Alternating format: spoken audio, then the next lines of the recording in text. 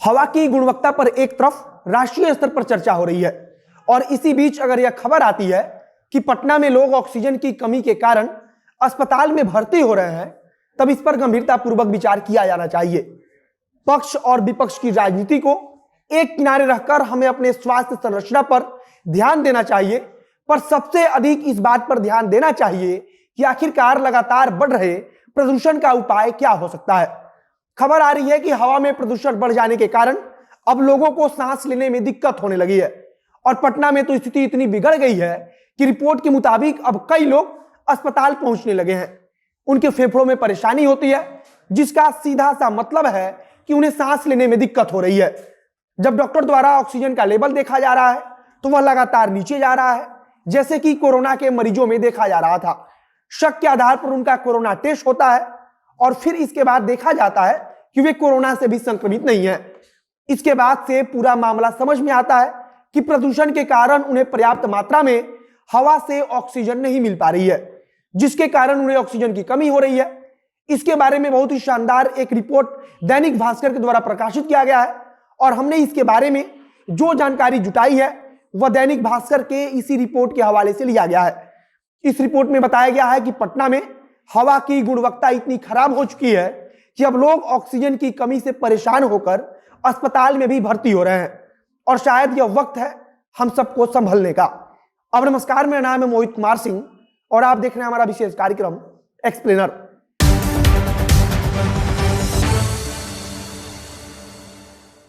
केवल बिहार में नहीं बल्कि इस समय वायु प्रदूषण को लेकर राष्ट्रीय स्तर पर जोर शोर से चर्चा चल रही है, लेकिन पटना से आ रही यह खबर हम सबके लिए बेहद चिंता का विषय है और हम सबको डराने वाला भी है।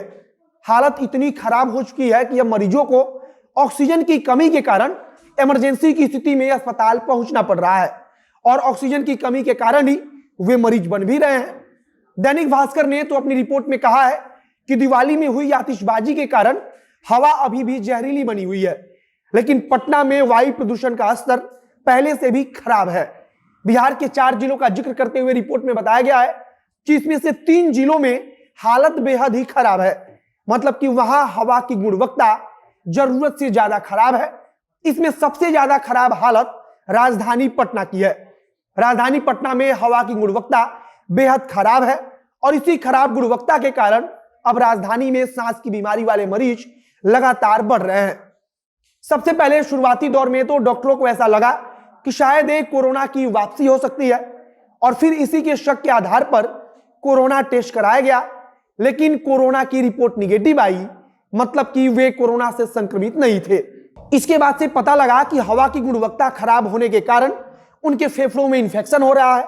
दैनिक भास्कर ने अपनी रिपोर्ट में कहा है कि पटना मेडिकल कॉलेज और नालंदा मेडिकल कॉलेज तथा अन्य अस्पतालों में लगातार सांस के रोगियों की संख्या बढ़ रही है और सुरक्षा को लेकर सबसे पहले उनकी कोरोना टेस्ट कराई जा रही है और इसके बाद से आगे का इलाज किया जा रहा है। डॉक्टरों का कहना है कि हवा में प्रदूषण जिस कदर बढ़ा हुआ है वह कोरोना की तरह ही इंसान की फेफड़ों के लिए बेहद खतरनाक है। एक और चीज कही जा रही है कि अगर पहले से ही फेफड़ा प्रभावित हो और इस बीच कोरोना वापस आए या हम कोरोना से संक्रमित हो जाएं तो यह हमारे लिए और भी अधिक खतरनाक साबित हो सकता है। इसके अलावा जो व्यक्ति पहले से ही सांस की बीमारी से प्रभावित थे उनके लिए भी यह बहुत अधिक ज्यादा खतरनाक है। बिहार के प्रदूषण नियंत्रण बोर्ड के द्वारा कहा गया है कि इस प्रकार के हवा में ज्यादा देर तक रहना फेफड़ों के लिए खतरनाक है और सांस की समस्या उत्पन्न हो सकती है। अब हमारे ख्याल से राष्ट्रीय स्तर पर जो वायु प्रदूषण को लेकर एक बहस चल रही है, उस बहस को एक किनारे रखकर पक्ष और विपक्ष को एक साथ बैठकर इस चीज पर विचार विमर्श करना चाहिए कि आखिरकार किस प्रकार से वायु प्रदूषण को कम किया जा सकता है।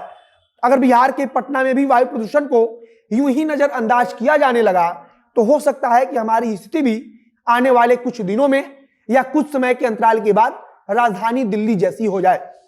फिलहाल बिहार सरकार को भी इस पर गंभीरतापूर्वक विचार विमर्श करना चाहिए और इसका निदान निकालना चाहिए कि आखिरकार कैसे वायु प्रदूषण से उत्पन्न हो रहे खतरे को कम हम कर सकते हैं।